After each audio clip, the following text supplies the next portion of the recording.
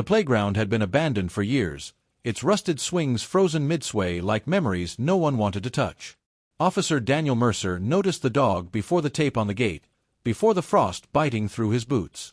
A German shepherd sat perfectly still near the slide, snow gathering on its back, eyes locked on something buried beneath the ice. It hadn't moved for hours. Wouldn't eat. Wouldn't leave. Dogs didn't do that without a reason. As Mercer stepped closer, the cold stopped feeling like weather and started feeling like a warning. If stories like this hold your attention, staying with them matters.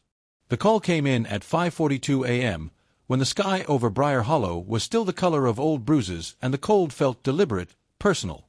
Possible stray animal, dispatch said. German shepherd. Refusing to leave an abandoned playground off Route 7. Caller reports aggressive posture. Officer Daniel Mercer listened without interrupting, one hand wrapped around a paper cup of burnt station coffee, the other resting on the edge of his desk. The station was quiet, too quiet for a town that prided itself on knowing everyone's business. The radio crackled softly after dispatch signed off, as if waiting for his response. "Copy," Mercer said finally. "I'll check it out." He didn't add what he was thinking, that no one in Briar Hollow called in strays unless something felt wrong. He grabbed his coat and keys, nodded once at the night clerk, and stepped into the cold. It hit him like a wall. The kind of cold that didn't just settle on skin but worked its way inward, stiffening joints, sharpening thoughts. His breath came out in thick clouds as he slid into the cruiser and turned the ignition. The engine growled to life, headlights cutting through the dark as he pulled onto Main Street. The town looked like it always did at this hour, empty, withdrawn, pretending it hadn't aged. Snow clung to storefront awnings and church steps. A single light burned in the diner, where old men gathered before sunrise to drink coffee and remember better decades. Route 7 stretched out ahead of him, narrow and cracked, flanked by trees that leaned in like they were listening. Mercer drove slowly, tires crunching over frost. He'd patrolled these roads for 12 years, long enough to know when something was off. Tonight had that feeling. The kind that crept up the spine and refused to leave. The playground appeared suddenly, half hidden behind a sagging chain-link fence and a line of overgrown pines. A wooden sign hung crookedly by one rusted bolt. Briar Hollow Community Park. EST 1989. Someone had tried to spray paint over the name years ago. The letters were still visible beneath the peeling black, stubborn as the town itself. Mercer pulled over and killed the engine. The silence rushed in. No wind. No traffic. Just the faint creak of metal somewhere deep in the park. He stepped out, boots sinking slightly into the snow. That was when he saw the dog. It sat near the center of the playground, positioned beside a faded blue slide that had lost its shine decades ago. The German shepherd was large, powerful, its frame rigid with purpose. Snow dusted its back and head, settled into the dark fur like ash. It hadn't moved in some time. Mercer stopped walking. The dog didn't react. Not to the car. Not to the crunch of boots. Not to Mercer's presence. That alone was wrong. "Hey," Mercer said, keeping his voice calm, neutral. "You okay there?" The dog's ears flicked once, but its body remained perfectly still. Its eyes stayed locked on the ground in front of it. Mercer took another step forward and immediately felt the warning in the air, the same way he did before a bad domestic call or a traffic stop that was about to go sideways. "Easy," he said. "I'm not here to hurt you." He glanced around the playground. 2 rusted swings hung motionless, chains stiff with ice. A seesaw lay half buried in snow, one end broken clean off. The sandbox was a frozen slab, its edges cracked like old porcelain. No footprints. No fresh tire tracks. Except near the dog. The snow there was disturbed, scuffed and uneven. Paw prints layered over older ones. Melted patches where body heat had eaten into the ice. The ground beneath looked darker, bruised. Mercer's stomach tightened. He stopped again, crouching slowly so he wouldn't loom. "You guarding something, boy?" The dog finally looked at him. Its eyes were dark and steady, too intelligent to be feral. There was no fear in them. No confusion. Only resolve. Then, deliberately, the dog looked back down at the ground. Mercer followed its gaze. The ice beneath the shepherd was thicker than he'd expected, opaque and clouded. Something lay beneath it. Not clearly visible, but enough to suggest shape. A shape that did not belong there. Mercer swallowed. "Dispatch," he said quietly into his shoulder mic. "I'm on scene. Dog is not aggressive, but he's fixated. Might need animal control and backup." A pause. "Static. Copy. Animal control is about 20 minutes out." "Hold them," Mercer said. "I want a unit sent first." "Understood. Deputy Hall is closest." Mercer closed his eyes for half a second. Deputy Ethan Hall had been with the department nearly as long as Mercer, but the similarities ended there. Hall was Briar Hollow through and through. Born here, raised here, loyal to the town in a way that sometimes made Mercer uneasy. Hall knew everyone. And everyone knew Hall, including their secrets. Mercer clipped the mic back into place and focused on the dog again. "All right," he said softly. "Let's just breathe for a minute." He reached into his coat pocket and pulled out a protein bar, snapping it in half. He set it gently on the ice a few feet away and slid it forward with his boot. The shepherd didn't move. Didn't even glance at it. That told Mercer more than any growl could have. "You're not hungry," he murmured. "You're not lost." He noticed the collar then, black leather, cracked with age, worn smooth in places where fingers must have adjusted it countless times. No tags. No contact info. Just the faint outline of lettering, once pressed deep, now nearly erased. A name had been there.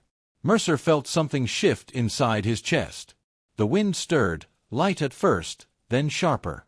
The swings creaked, a long, mournful sound that echoed across the empty park. The dog stiffened slightly but didn't break position. Mercer scanned the tree line. The snow there looked untouched. Too untouched. Like the kind of quiet that followed something loud. "Okay," he whispered to himself. "Okay." He shifted his angle, circling slowly, careful not to step too close. The dog tracked him with its eyes but stayed put. From this angle, Mercer could see the ice more clearly. The shape beneath it was small. Too small. "No," Mercer muttered. "No, no." A memory surged without warning. His daughter, Lily, bundled in a red coat, slipping on ice years ago. The way his heart had seized until he heard her laugh. The way fear stayed long after relief. Mercer forced the memory down. Sirens sounded faintly in the distance. The dog rose to its feet, placing itself squarely between Mercer and the ice. Its posture was calm but unyielding.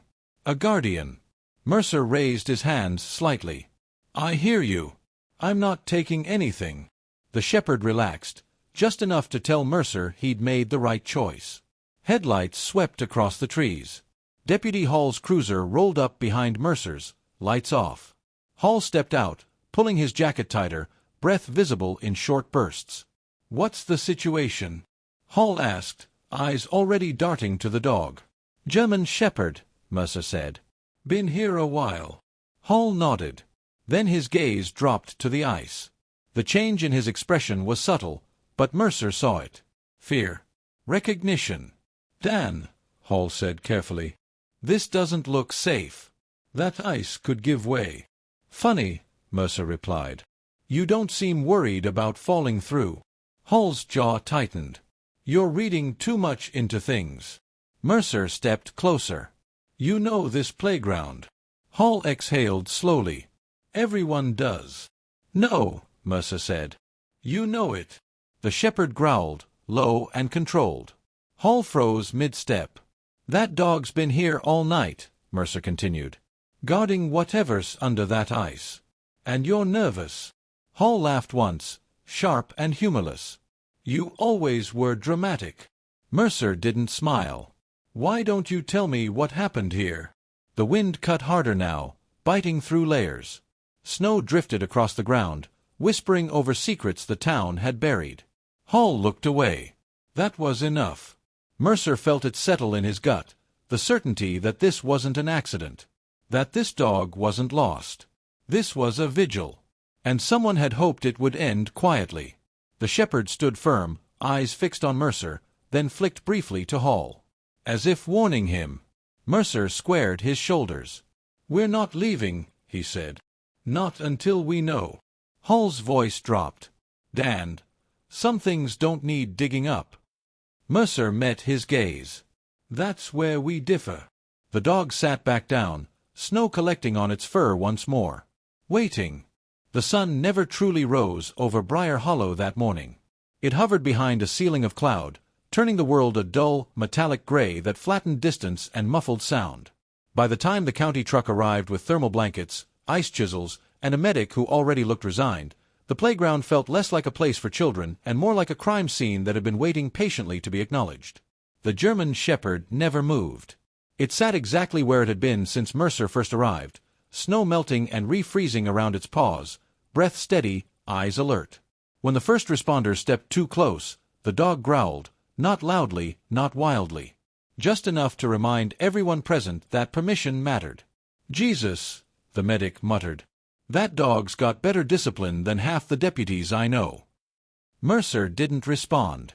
He was watching Deputy Hall, who had retreated to the edge of the playground, arms crossed tightly over his chest. Hall hadn't said much since Mercer challenged him. He'd made a few practical comments, about safety, about procedure, but his eyes kept drifting back to the ice, to the dark shape beneath it. To the past. Animal control's 5 minutes out, the medic said. County wants confirmation before we do anything permanent. Mercer nodded. We're not touching the ice yet. Hall scoffed quietly. You're really doing this? Mercer turned. Doing what? Hall gestured vaguely at the playground. Turning this into something it doesn't need to be. Mercer stepped closer, lowering his voice. If there's nothing under that ice, then we clear it and go home. If there is. Hall cut him off. You think I don't know what this will do to this town? Mercer held his gaze. I think you know exactly what it will do.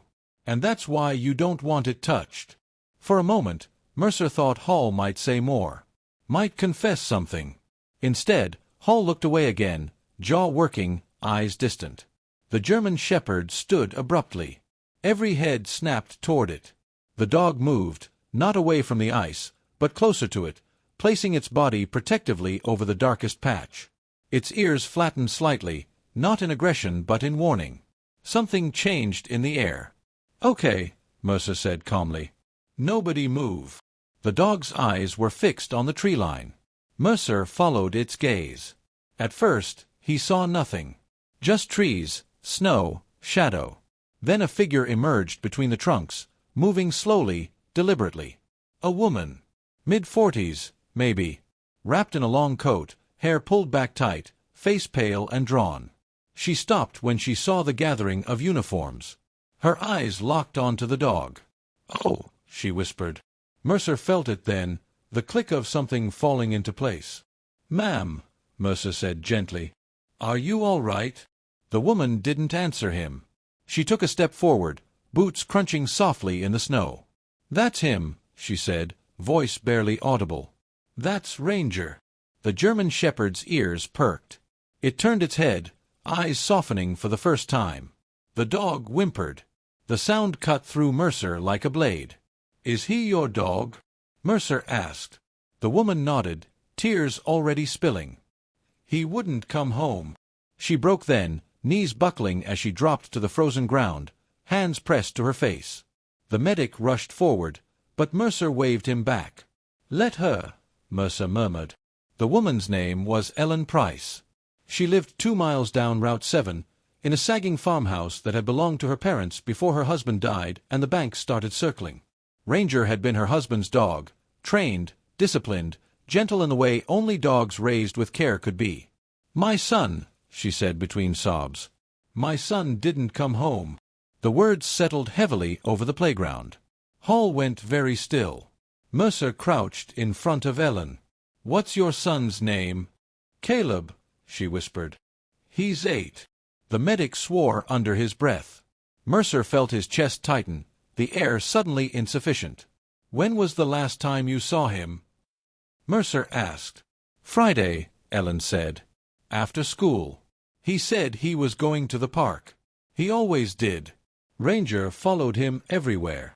Mercer closed his eyes briefly. And Ranger came back without him, Ellen continued. scratched up, bleeding. He wouldn't let me touch him. Wouldn't eat. Just kept pulling at the leash, whining. She looked up at Mercer, eyes red and pleading. I thought maybe Caleb had gone to a friend's house. I didn't want to bother anyone. Hall turned sharply. You didn't report him missing? Ellen flinched. I called. I did. They said kids wander sometimes. That maybe he'd show up. Mercer's gaze snapped to Hall. Hall looked away. When did Ranger disappear? Mercer asked. Saturday night, Ellen said. He broke through the fence. I followed his tracks as far as I could, but the snow. Her voice cracked again. The German shepherd lay down beside the ice, pressing its head against the frozen surface. A soft, broken sound escaped its throat. Mercer stood slowly. Deputy Hall, he said, voice steady despite the storm inside him. I want you to step back. Hall bristled. This is getting out of hand. Step back, Mercer repeated. Now. Something flickered in Hall's eyes. Panic. Anger. Then resignation. He stepped away. Animal control arrived moments later, but they stopped short when they saw the scene. The dog. The woman. The ice. Mercer didn't wait for permission. We need to break the ice, he said. Carefully. No one argued. The first strike echoed like a gunshot. Ice splintered, cracking outward in spiderwebs. The dog rose immediately, pacing in tight circles, whining softly. Ellen covered her mouth, eyes wide, frozen in place. With each careful strike, the shape beneath became clearer. A small jacket. Red. Mercer's hands trembled as he knelt, pulling away broken chunks of ice with numb fingers. The water beneath was black and still, swallowing light. When he finally reached the body, the world seemed to narrow to a single point. Caleb Price lay curled beneath the ice, eyes closed, face pale and peaceful in a way that felt cruel. His small hands were pressed against the ice, as if he'd tried to push his way out. Ranger let out a sound Mercer would never forget. Ellen screamed.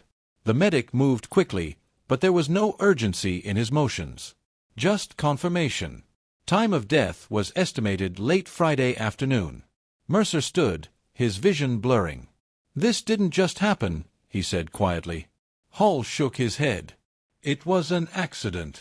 Mercer turned on him. Was it? Hall's voice dropped. Kids fall through ice all the time. Not here, Mercer said. This ice was thick. Someone cleared snow off this patch. Someone made it weaker. Silence. Ellen looked up, horror dawning. What is he saying? Mercer hesitated. Then, I'm saying your son didn't fall. Hall snapped. Enough. Mercer took a step closer. You were here Friday night, Ethan. Hall's eyes widened. That's a lie. You were seen near the park, Mercer said. You told dispatch you were patrolling Route 7. Hall laughed, brittle. So what? I stopped by. You stopped by because the call came in, Mercer said. Noise complaint. Kids after dark. Ellen stared at Hall. I told them to go home, Hall said quickly. I didn't touch the kid. Mercer's voice was ice. Then why did you lie about being here? Hall swallowed. His shoulders slumped. He wouldn't listen, Hall whispered. He was scared. Crying. The dog was barking. I just wanted it to stop. Ellen screamed again, a raw, animal sound. I pushed him, Hall said, tears streaming now. I didn't mean to. He slipped. The ice cracked. Mercer felt something break inside his chest. And you left him, Mercer said. Hall nodded, shaking. I panicked. Ranger lunged then, restrained only by animal control at the last second. Mercer closed his eyes. Broken trust. Broken lives. The town would never be the same. Snow began to fall again before anyone realized it had started. It came softly at first, thin flakes drifting down like ash, settling on shoulders, hair, the broken edges of ice still floating in the shallow water. Briar Hollow seemed to hold its breath, as if the town itself understood that something irreversible had just been exposed.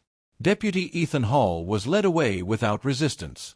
His wrists were cuffed loosely, almost respectfully, a courtesy Mercer neither offered nor stopped. Hall didn't look back as he was placed in the cruiser. He stared straight ahead, eyes hollow, face drained of the man Mercer had known for more than a decade. No last words. No explanations. Just the sound of the door closing and the engine starting. Ellen Price collapsed when the cruiser pulled away. Mercer caught her before she hit the ground. She was lighter than she should have been, all sharp bones and grief. The medic moved in again, this time ignoring Mercer's raised hand, and together they eased her onto a blanket. "I should have gone sooner," Ellen whispered, eyes unfocused. "I should have known." Mercer shook his head gently. "No. This isn't on you." She laughed then, a broken sound that barely resembled humor. "Everyone says that. But it stays anyway." Ranger lay beside her, his massive body curled protectively around her legs. He hadn't moved since Caleb was lifted from the water. His eyes followed every motion, alert, but there was something dulled in them now, something exhausted. He had finished his watch. The coroner arrived an hour later. By then, word had already begun to spread. In a town like Briar Hollow, silence traveled faster than sirens. Curtains shifted. Doors opened just enough for faces to appear. No one approached the playground, but everyone knew. Mercer stood apart, hands shoved deep into his coat pockets, watching as procedure took over. He answered questions automatically, his voice distant in his own ears. "How long do you think the dog was here?" one of the county officers asked. Mercer looked at Ranger. "Since Friday night. Maybe earlier." The officer shook his head. "That kind of loyalty." Mercer didn't respond. "Because loyalty like that came at a cost." The funeral was 3 days later. Snow blanketed the town in fresh white, cruelly clean. The church was full, too full. People Mercer hadn't seen in years filled the pews, faces solemn, eyes avoiding Ellen Price as if grief might be contagious. Mercer stood at the back, uniform pressed, hat in hand. Ranger lay at Ellen's feet. The dog had been allowed inside after Ellen refused to come without him. No one argued. Not the pastor. Not the congregation. Even the oldest men in the front pews, who believed dogs belonged outside and children belonged in line, said nothing. Caleb's small casket sat at the front, closed. A red jacket, his jacket, was folded neatly on top. When Ellen stood to speak, the room went utterly silent. "My son loved this town," she said, voice steady in a way that made Mercer's chest ache. "He thought it was safe. He thought the people here would protect him." Her gaze drifted briefly to Mercer. Then away. "I want to thank the one who did." Ranger lifted his head. Ellen rested her hand on his fur. "He stayed when no one else did." There were no amens. No applause. Just quiet, collective shame. Mercer left before the service ended. Hall's confession unraveled more than just one man. The internal review came down hard and fast. Body cam footage. Dispatch logs. Prior complaints quietly buried and suddenly unearthed. Hall had been protected, by friendships, by familiarity, by the unspoken agreement that some men were good enough not to question too closely. Mercer testified without embellishment. It cost him. He lost friends. Invitations stopped coming. Conversations ended when he entered rooms. Briar Hollow had always been small, but now it felt smaller, tighter, like a place closing ranks around a wound it didn't want to see.